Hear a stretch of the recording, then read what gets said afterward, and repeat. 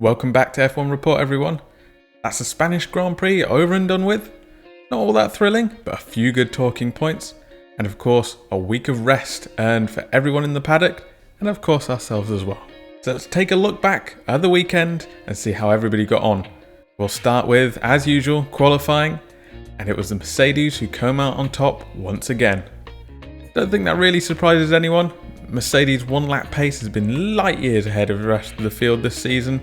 This meant we started the race with Hamilton on pole and Bottas lining up next to him. It's not a great start for Bottas' challenge there. Red Bull, our winners from the last race, managed to snag 3rd and 6th with Verstappen and Albon. The real surprise with them was that they qualified both cars on the soft tyres. I was expecting at least Verstappen to go the opposite strategy to Mercedes. Racing Point continued their fantastic qualifying form from last week, picking up 4th and 5th. Sergio Perez sliding right back in where Nico Hülkenberg left off was very impressive indeed. And fair play to Stroll as well. I bang on about his Saturday running, so credit where it is due. McLaren had a dip last week with one of their cars missing out on Q3 for the first time, but this week was a swift recovery for them with 7th and 8th. Carlos Sainz crediting a new engine in the car for his up-to-home form this weekend. It definitely showed. Ferrari, however, had a qualifying to forget. Charles Leclerc ending up 9th and Sebastian Vettel missing out on Q3 for the 3rd time, but only by 2/1000ths of a second, coming in 11th. The AlphaTauris did what the AlphaTauris do, scraped into Q3 with Gasly ending up getting through and qualifying 10th. Kvyat wasn't so lucky, but was still close, going out in Q2 in 12th. Behind them, Renault had their worst qualifying of the season, Daniel Ricciardo in 13th, Esteban Ocon in 15th, giving themselves a mountain to climb during the race and not carrying on their recent momentum of challenging for the top midfield positions. Alfa Romeo had a mixed performance. Kimi put in a stellar performance to drag his car into 14th, but Giovinazzi ended up qualifying at the bottom of the field. The final notable point from qualifying was that George Russell lost his streak of Q2 appearances, dropping down in 18th. But he did manage to keep his run of qualifying successes against his teammate, so he's 27-0 there. That will set us up for an interesting race day, with a few moves up and down the field no doubt, so let's get stuck in to how the race went. Right off the bat, we saw the divergent pass of the two Mercedes. Hamilton got a good run off the line and then controlled the race throughout, nice and easy.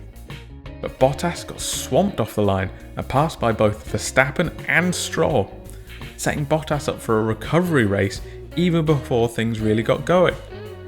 He ended up securing 3rd place and fastest lap, but that won't be good enough for his championship hopes. Red Bull will be happy with Verstappen's race, I think. He was never really quick enough to challenge Hamilton, but was more than enough to keep space between himself and Bottas, which kept the 2nd place he earned off the line. However, they won't be happy with Albon's result of 8th. I don't think it's Albon's fault, to be honest. He was running very well, in position to attack for 4th, however Red Bull then pitted him very early onto hard tyres. The same hard tyres that drivers up and down the field have said do not belong on an F1 car because they are so bad.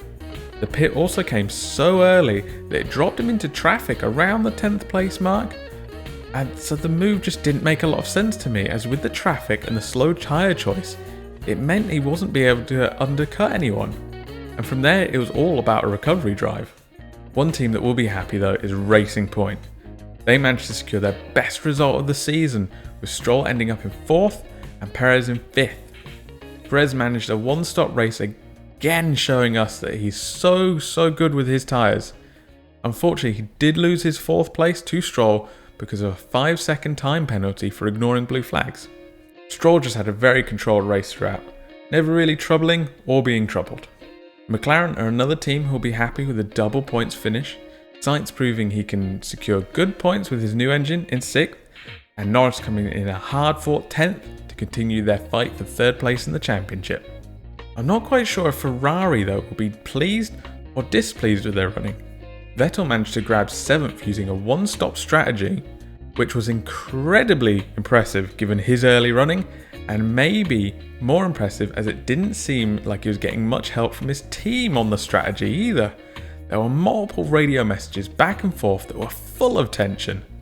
His teammate Leclerc was fighting for the final points positions before his engine just switched off mid-turn. He got it going again, but his seatbelt had come loose, so he had to pit to get that sorted. Then they just retired the car once he got there. I'm guessing the engine issue was pretty serious for it to just shut off in the middle of a turn like that. But yeah, I'm not quite sure why they retired at this point. AlphaTauri picked up a good result once again with Gasly nipping into that 9th spot. Unfortunately for Kvyat though, he couldn't replicate his good performance last time out, ending up in 12th, and with a 5-second penalty also for ignoring blue flags. Renault, however, will be very disappointed. They improved slightly on qualifying, but scoring 0 points just when it looked like they were building some momentum, not to mention the one time the CEO of Renault comes to the race, doesn't look great for them. Ricciardo, who was talking about potential podiums earlier this week, ended up in 11th, and Ocon in 13th. Alfa Romeo managed to surprise me a bit, in a good way. Kimi managed to hang on to his good position after qualifying and throughout the race in 14th, and Giovinazzi moved through much of that backfield to get 16th as well. Haas had a bit of a mixed afternoon. Magnussen kept his nose out of trouble and ended up in 15th, fairly standard race. But Grosjean seemed to want to make the final 10 laps or so more exciting for us. Swerving under braking yet again, going for a spin, he just tried to keep it entertaining, I'll give him that. Finally, we have Williams, who had a quiet day, really didn't see much coverage of them as they just pooted around, finished 17th and 18th. Overall, we got what we expected from Spain, I think.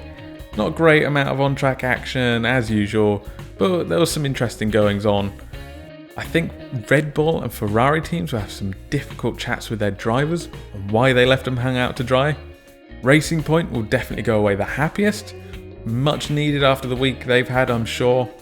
Next up on the calendar is Belgium in 2 weeks' time, so hopefully we'll see some developments on the cars now that they've got some time, and it'll give the teams time to recharge before going again. What did you guys think of the race? Do you agree with me on that Red Bull Albon call? Let me know in the comments below, and I'll catch you in the next one.